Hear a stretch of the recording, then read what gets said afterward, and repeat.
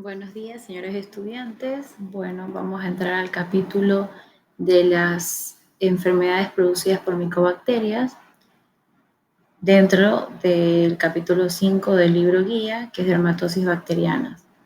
Tenemos a la tuberculosis cutánea. ¿Y por qué este tema es tan importante? Pues porque es considerado un problema de salud público y más que todo en Ecuador, en donde las cifras de tuberculosis aún se encuentran en un nivel importante. Un tercio de la población mundial está infectada y cuando hablamos de pacientes infectados estamos hablando de tuberculosis latente, no quiere decir que tengan una tuberculosis activa.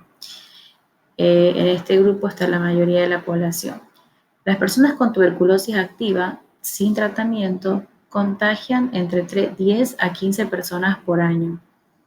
Es la infección más importante desde el punto de vista epidemiológico. La tuberculosis sigue siendo una de las principales causas de muerte en el mundo y más aún es la primera causa de muerte en las personas infectadas por el VIH y entre las relacionadas con la resistencia antimicrobianas. Este es un mapa de la tuberculosis. Ustedes pueden ver aquí la diferencia de los colores, de acuerdo celeste de menor porcentaje de prevalencia y de mayor porcentaje de prevalencia. Y estamos hablando de la tuberculosis latente, es decir, del paciente que ha tenido contacto con el bacilo de Koch, pero que no presenta la enfermedad. Vemos como China, lo que es India, lo que son países de África, presentan mayor porcentaje y miren cómo tenemos nuestro país que no se queda atrás. 1.700 millones de pacientes con tuberculosis latente, perdonen las faltas, pero ya está preestablecido el cuadro, así que no se puede modificar. 1 de cada 10 desarrolla la tuberculosis. Es una cifra importante.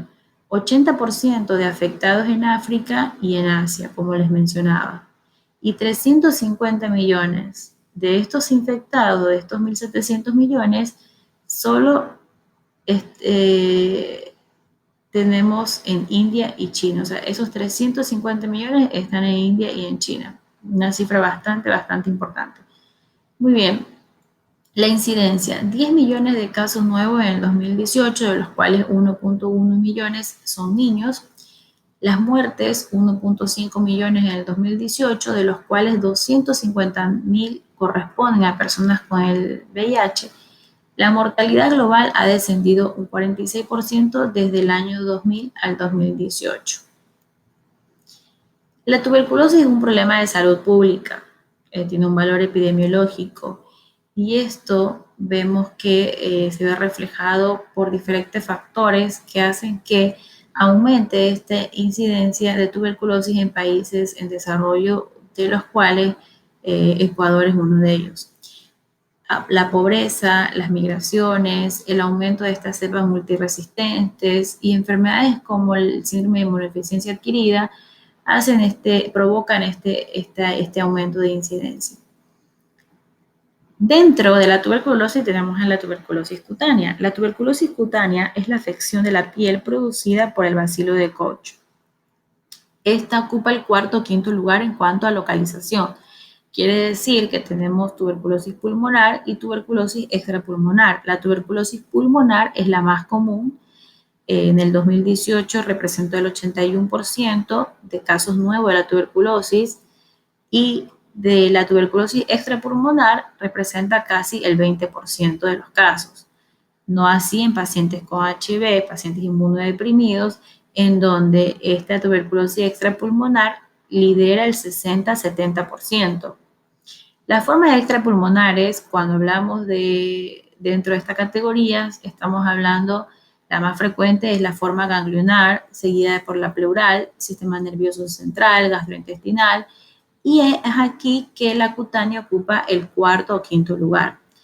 Esto es un 1 o 4% de las formas extrapulmonares. Aquí pueden ver esta gráfica en donde se ven claramente que la tuberculosis pulmonar es mucho más frecuente, pero ojo en los pacientes inmunodeprimidos. Estas patologías y aquí me refiero a que muchas veces nos olvidamos de otras inmunosupresiones, además del HIV, como pacientes que se encuentran con tratamientos corticoterapia, pacientes con alguna neoplasia, algún otro grado de inmunosupresión que hacen que este paciente puede tener la presentación de la tuberculosis extrapulmonar y este 20% ascendería. El espectro clínico de la patología es una relación, un interjuego entre estos tres factores que son vía de infección, ya sea por inoculación, ya sea por inhalación, el agente, Mycobacterium tuberculosis o Mycobacterium bovis en algunos casos, y el huésped depende de su inmunocompetencia, ¿no? Inmunocompetentes o inmunodeprimidos, como lo acabamos de hablar. Entonces, su etiología está Mycobacterium tuberculosis, en donde van a ver que el riesgo de infectar o de enfermar de tuberculosis se relaciona directamente con el contacto con pacientes bacilíferos. Entonces, puede esta infección en humanos llega por inhalación, por ingestión o inoculación. Entonces se aspiran estos bacilos, estos llegan al alvéolo pulmonar, los macrófagos son los encargados de fagocitarlos. Si el inóculo es grande o los bacilos son muy virulentos, por eso depende mucho de la virulencia, de la cantidad de bacterias, así como de la reactividad. Recuerden ese interjuego entre el huésped, el agente y la vía de infección provocan que este paciente presente o no esta tuberculosis activa. Entonces, una vez de que los macrófagos no puedan eliminarlos a todos, se pone en marcha un mecanismo inmunitario mediado por células para controlar esta agresión de estas bacterias, de estos bacilos. Entonces, este macrófago procesa este antígeno y luego puede migrar por vía linfática e informar a otras poblaciones linfocitarias. Es así que los linfocitos T reconocen este antígeno, se multiplican y activan para migrar al lugar donde está esta población de bacterias, ¿no? Luego se viene un desencadenamiento de liberación de citoquinas, y es aquí que histológicamente se forma este granuloma como en defensa de esta bacteria.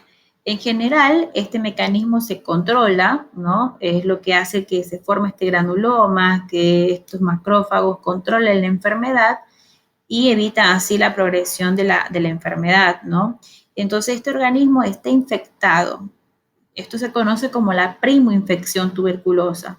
Y es aquí cuando tenemos una prueba que vamos a hablar con más detalle al finalizar, que es la PPD, que es la prueba de tuberculina, se torna positiva porque este paciente está infectado.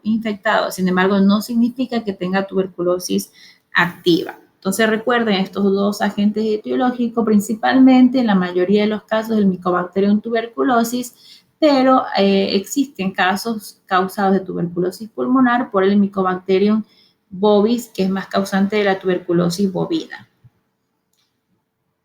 Vamos a basarnos en la clasificación de acuerdo al libro guía, Saúl Lecciones de Dermatología, en donde vamos a ver que la dividen en dos grandes grupos.